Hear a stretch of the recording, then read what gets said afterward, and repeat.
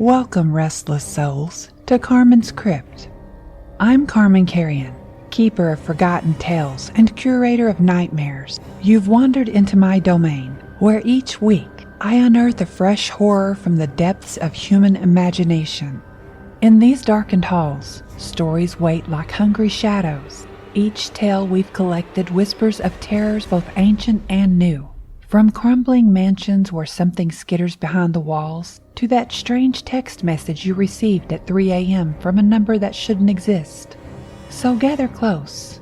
The candles are lit, the shadows grow long, and the witching hour is upon us. Are you prepared to face what lurks in the darkest recesses of Carmen's Crypt? Lock your doors, still your nerves, and remember, here, every fear comes alive. This is Carmen's Crypt. Your sanctuary of scares awaits. Jacob had never been good at keeping things alive. His childhood was a graveyard of neglected houseplants and short-lived pets. Goldfish that floated belly up after a week. A hamster that escaped its poorly latched cage and was never seen again. At 32, he was determined to change that pattern.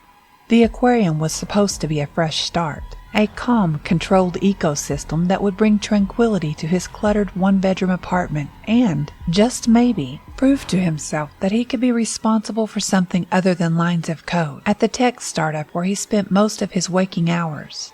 "You're overthinking this," Mia had told him when he'd spent 3 weeks researching tank setups. "It's just fish." But Mia didn't understand. She never needed to prove anything to herself.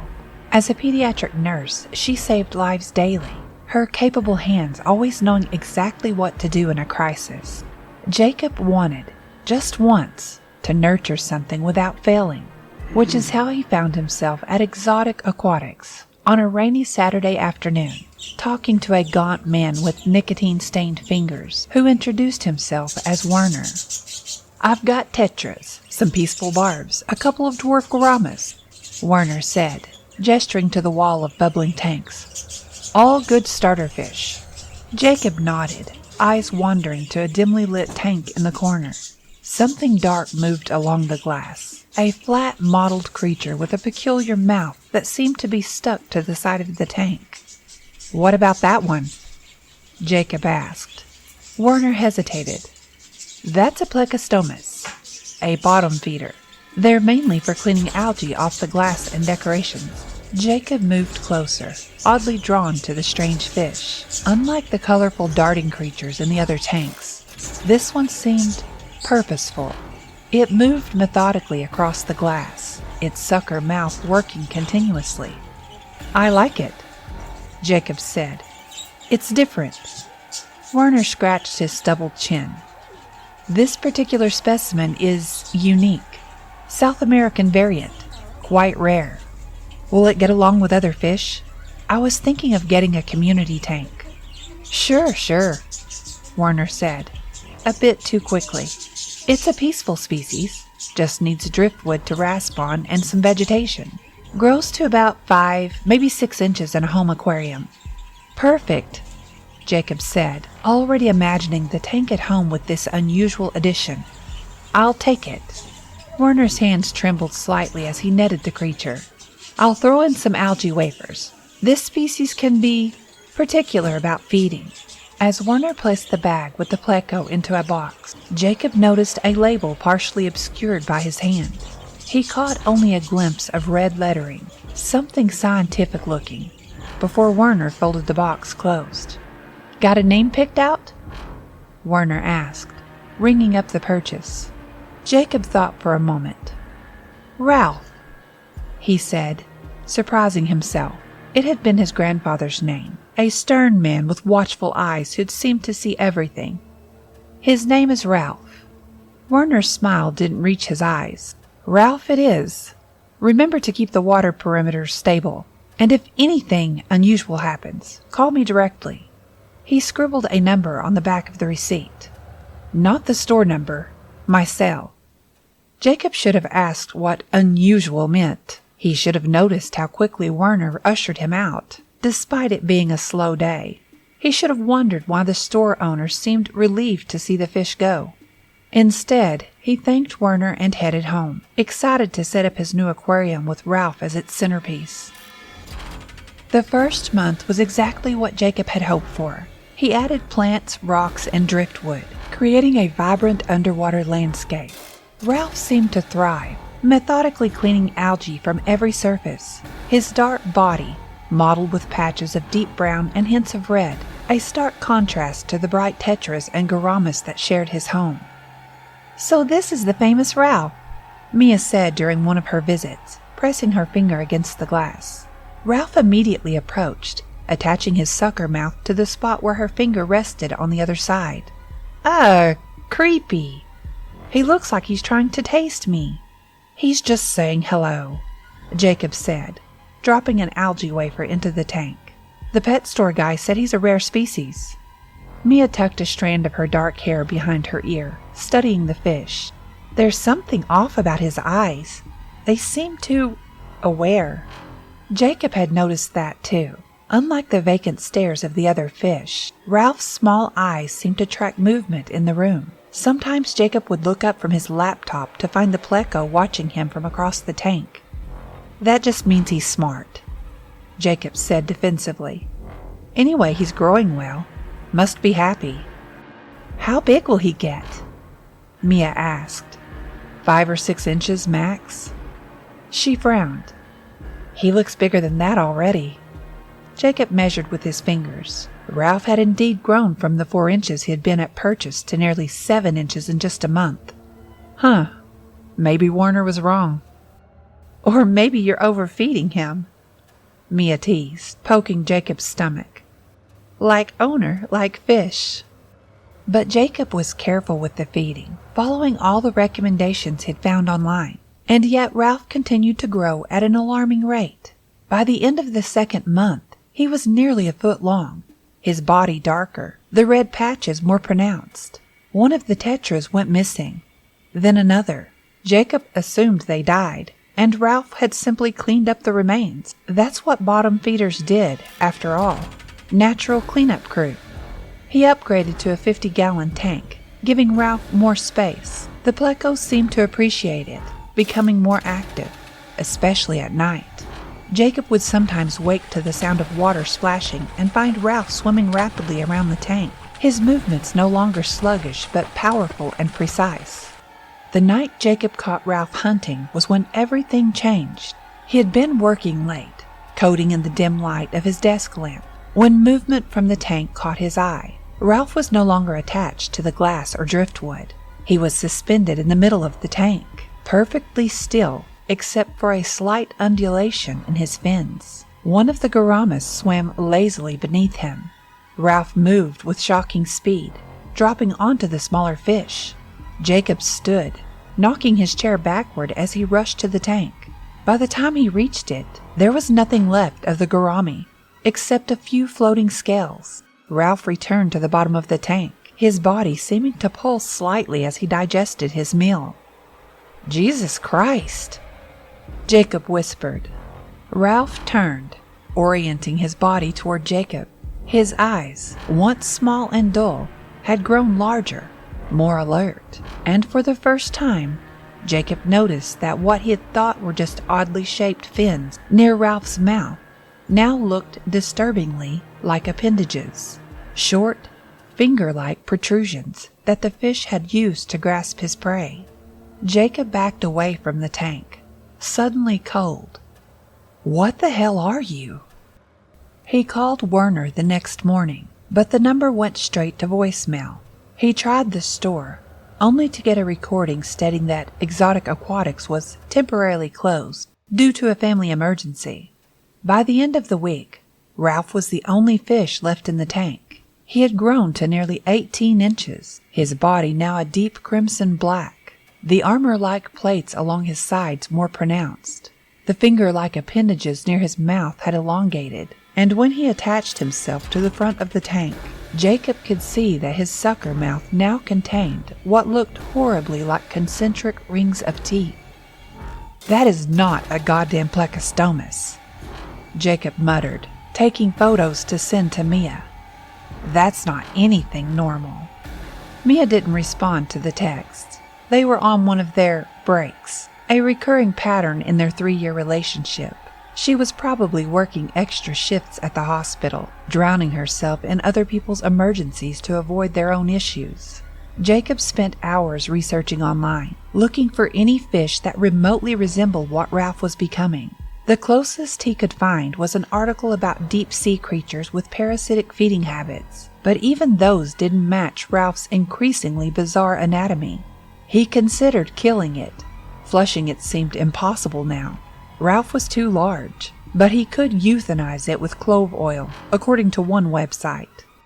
Every time he approached the tank with this intention, however, Ralph would swim to the front, press his mouth against the glass, and stare at him with those unsettlingly intelligent eyes. He knows, Jacob thought irrationally. He knows what I'm planning. Instead, Jacob continued to feed him, increasing the amount as Ralph grew. Raw shrimp, then whole fish from the market. Then, when Ralph refused those, raw chicken and beef. The fish, if that's what it still was, devoured everything, its appetite seemingly insatiable. At night, Jacob began having dreams of drowning, of being pulled into dark water by something with too many teeth and too many limbs, something that whispered his name as it dragged him down. He would wake gasping, sheets soaked with sweat, to find Ralph pressed against the glass, watching. "I need your help," Jacob said when Mia finally answered his call after 2 weeks of silence. "There's something wrong with Ralph." "Your fish?" Mia sounded exhausted. "Jacob, I just finished a double shift. I don't have the energy for—" "He's over 2 feet long now," Jacob interrupted, his voice cracking. "He's changed. He's not a normal fish. I think he might be dangerous." The silence on the other end lasted so long that Jacob thought she might have hung up. "Mia?" "I'm coming over," she said finally. "But Jacob, if this is some weird attempt to get me back—" "It's not," he assured her. "I just need someone else to see him, to tell me I'm not losing my mind." After he hung up, Jacob approached the tank warily. Ralph had been eerily still for the past day, clinging to the back wall of the aquarium, his body contorted in a way that made him look larger, more threatening. "She's coming to see you," Jacob told him, not even questioning anymore why he spoke to the creature as if it could understand. "Try to behave, okay?" Ralph's mouth opened and closed silently, the rings of teeth visible now even from a distance. One of his appendages, they were nearly arms now, jointed and dexterous, tapped against the glass in a rhythm that seemed almost deliberate. Jacob backed away, suddenly afraid. He should get rid of it before Mia arrived. He should smash the tank, kill the thing, and be done with it. But that would mean admitting he had failed again, failed to take care of a simple pet, failed to handle a problem on his own. And if he was honest with himself, a part of him was still fascinated by Ralph, by the impossible thing he was becoming. The doorbell rang, startling him from his thoughts. Mia stood in the hallway, dark circles under her eyes, her nurse's scrubs wrinkled as if she'd come straight from work. "This better be good," she said, brushing past him into the apartment. "I could be sleeping right now instead of—" She stopped, her eyes fixed on the tank. "Oh my God," she whispered. Ralph had moved to the front of the tank, pressing his entire body against the glass. He had grown even larger since Jacob had last looked, his body now curved into an S shape to fit in the tank. The red coloration had deepened to a crimson so dark it was almost black, pulsing along its length like a heartbeat. "That's not a fish," Mia said, her voice barely audible. "Jacob, what the hell is that?" "I don't know anymore," Jacob admitted, standing beside her. "The pet store owner called it a rare South American pleco, but that is not a plecostomus," Mia said firmly. She took a step closer to the tank, professional curiosity momentarily overriding fear. The anatomy is all wrong. Those appendages, the mouth structure, it's like something from deep water. Really deep. Ralph tracked her movement, his body sliding along the glass to follow her. His mouth opened wider than should be possible, revealing not just teeth, but what looked like a secondary jaw inside, extending slightly as if tasting the air. Mia stumbled backward. We need to call someone. A university. A wildlife expert. I don't know. I tried, Jacob said. The pet store's closed, and when I called the aquarium with a description, they thought I was pranking them. Then we need to kill it, Mia said bluntly. Whatever it is, it's not natural, and it's clearly still changing. Behind them, there was a sound like suction being released. They both turned slowly. The lid of the tank was slightly ajar. Did you leave that open? Mia asked, her voice tight. Jacob shook his head. It has clamps. It shouldn't be possible for it to. Another sound interrupted them. A wet slapping noise from behind the tank. Jacob, Mia said very quietly. I think Ralph got out. They moved together toward the tank, peering behind it. Water trailed across the hardwood floor, leading toward the bedroom. I'll call animal control, Mia said, reaching for her phone. You need to contain it somehow until they... The lights went out, plunging the apartment into darkness. Power outage? Jacob whispered. Not a chance, Mia replied, the light from her phone screen illuminating her frightened face. It cut the power somehow. That's impossible, Jake started to say, but the words died in his throat as he remembered how deliberately Ralph had tapped the glass earlier, how his appendages had grown more articulated, more capable. A soft, wet sound came from the direction of the kitchen, followed by the muffled thud of the refrigerator door closing. It's in the kitchen, Jacob said, reaching for Mia's hand. We need to get out of here. They moved slowly toward the front door, Mia's phone providing the only light. The wet slapping sounds followed them, getting closer. Jacob reached for the doorknob, just as something large and heavy crashed into the back of his legs. He fell forward, crying out as a burning sensation spread across his calf. In the dim light, he could see Ralph, now nearly 4 feet long, attached to his leg, the sucker mouth working as teeth dug into his flesh. Jacob! Mia screamed, grabbing a nearby lamp and swinging it at the creature. Ralph detached with a sickening pop, slithering between Jacob's legs with impossible speed. In the brief glimpse Jacob got, he could see that the fish's body had changed even more. The fins now fully transformed into limb-like appendages, the tail flattened and powerful, propelling it across the floor faster than any fish should be able to move. Go! Jacob gasped, pushing himself to his feet despite the pain. Get out! They stumbled into the hallway, slamming the door behind them. Blood soaked through Jacob's jeans where Ralph had attached himself. We need to warn the other residents, Mia said, already moving toward the neighboring apartment. That thing is dangerous. Before Jacob could stop her, she was knocking on Mr. Kleinman's door. Sir? Mr. Kleinman? There's an emergency!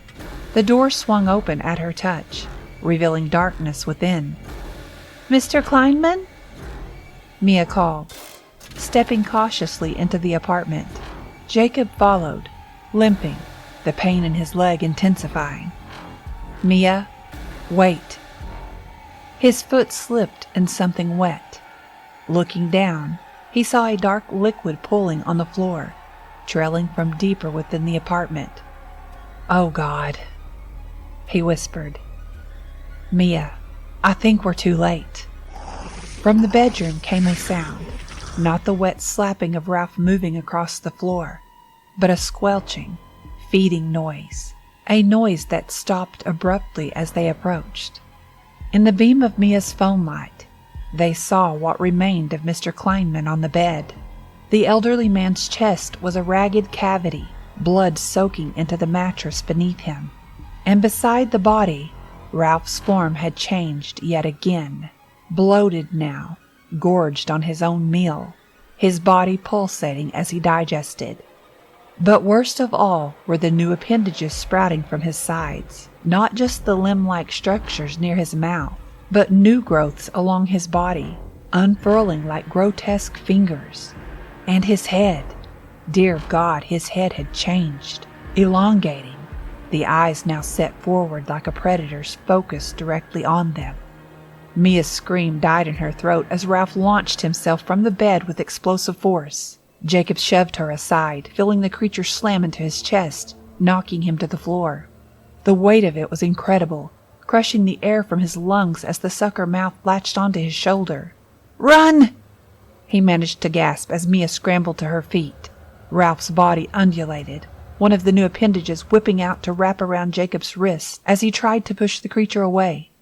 The mouth worked against his shoulder, the concentric rings of teeth grinding against his collarbone.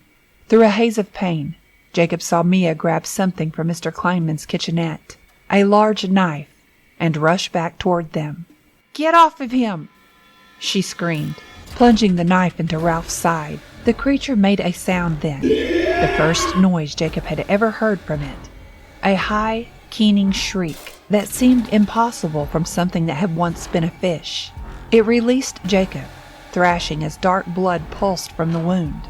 Mia struck again and again, her nurse's precision giving way to desperate, hacking blows. Ralph's body convulsed, appendages flailing, catching Mia across the face and sending her stumbling backward. Jacob dragged himself away from the creature, searching for something, anything to use as a weapon. His hand closed around a heavy bookend on Mr. Kleinman's shelf. Ralph turned toward him, moving more slowly now, dark fluid leaking from multiple wounds. But still it came, its body reshaping itself even as Jacob watched, the injuries already beginning to close. "It's healing," he gasped. "Mia, it's healing itself." Mia was back on her feet, blood streaming from a cut on her forehead. She looked around wildly, then ran to the kitchen. Jacob heard the hiss of gas as she turned on the stove. "We need to kill it completely," she called. "Fire might be the only way." Ralph seemed to understand her words. The creature changed direction, slithering rapidly toward the kitchen, leaving a trail of dark fluid across the floor. Jacob forced himself to move, ignoring the searing pain in his shoulder and leg. He swung the heavy bookend with all his strength, catching Ralph mid-body with a sickening crunch. The creature writhed, its movements becoming erratic. Jacob struck again and again until Ralph lay still, his body flattened, dark ichor pooling beneath him. "Is it dead?" Mia asked, standing in the kitchen doorway, a kitchen lighter in her hand. Jacob prodded the creature with the bookend. No movement. "I think so." They both stared at the mangled remains of what had once been a simple aquarium fish. Even destroyed, Ralph's body was a biological impossibility. The fusion of fish, amphibian, and something else entirely. Something that shouldn't exist. "We need to call someone," Mia said finally. "CDC, FBI, someone who deals with whatever this is." Jacob nodded numbly, the adrenaline draining from his system, leaving only pain and exhaustion. Yeah, we should."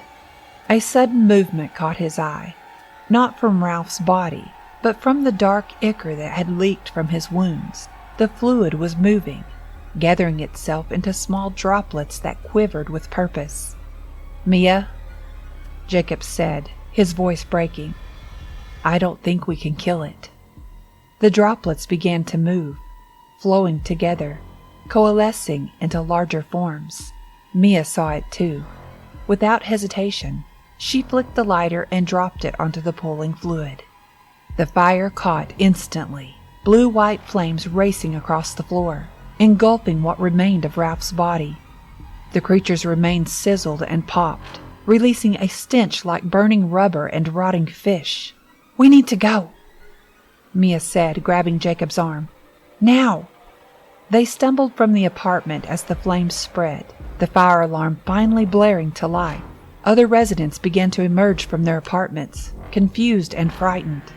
Outside, on the street, they watched as smoke poured from Mr. Kleinman's windows. "Do you think that killed it?" Mia asked, her voice hollow. "Really killed it?" Jacob thought of the way Ralph had transformed, adapted, evolved in ways that defied nature. He thought of the intelligent gleam in those eyes, the deliberate way the creature had hunted, escaped, attacked. "I don't know," he admitted. "But we need to make sure." They waited as the fire trucks arrived, as firefighters rushed into the building. They gave statements to the police, edited versions that mentioned nothing about evolving fish monsters, claiming they had found Mr. Kleinman attacked by some kind of animal that had escaped from an exotic pet store. The authorities seemed skeptical, but were more focused on containing the fire. Hours later, a hazmat team arrived, escorted by stern-faced people who didn't identify themselves, but took over the scene with quiet authority. "Someone believed us," Mia whispered. Jacob watched as they carried sealed containers from the building. Or someone who already knew. He remembered Werner's nervousness, the partially hidden label, the warning to call if anything unusual happened. This wasn't the first time Ralph, or something like Ralph, had been sold to an unsuspecting customer. "We should go to the hospital," Mia said, touching the wound on Jacob's shoulder gently. "Those bites need to be cleaned properly." Jacob nodded, suddenly overwhelmed by a bone-deep weariness. "Yeah, let's go." As they turned to leave, Jacob caught the sight of one of the hazmat workers emerging from the building. The man was carrying a sealed container, smaller than the others. Inside, something dark moved against the glass. Jacob froze. "Mia." She followed his gaze, her face draining of color. "Is that—" "A piece of it," Jacob whispered. They didn't get it all. The worker loaded the container into a specialized vehicle, handling it with extreme care. As he did, Jacob could have sworn the dark mass pressed against the side of the container, forming briefly into a shape that resembled a sucker mouth. "We should tell them," Mia said. "Warn them about what it can do." Jacob watched as the vehicle drove away, red lights flashing silently. "I think they already know," he said quietly. "I think they've known all along."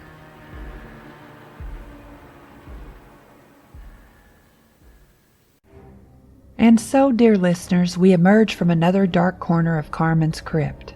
But remember, the horrors you've heard tonight are merely echoes of the terrors that await in the shadows of your own mind. If you enjoyed your stay in the crypt, why not invite a friend to join us next week? After all, fear is best when shared. Leave a review if you dare, or share your own tales of terror on my social media. Who knows, your nightmares might just become my next story. Until next time, keep checking under your bed, and remember, in Carmen's crypt, every fear comes alive, and no one is truly safe. Sweet dreams, if you can still sleep at all.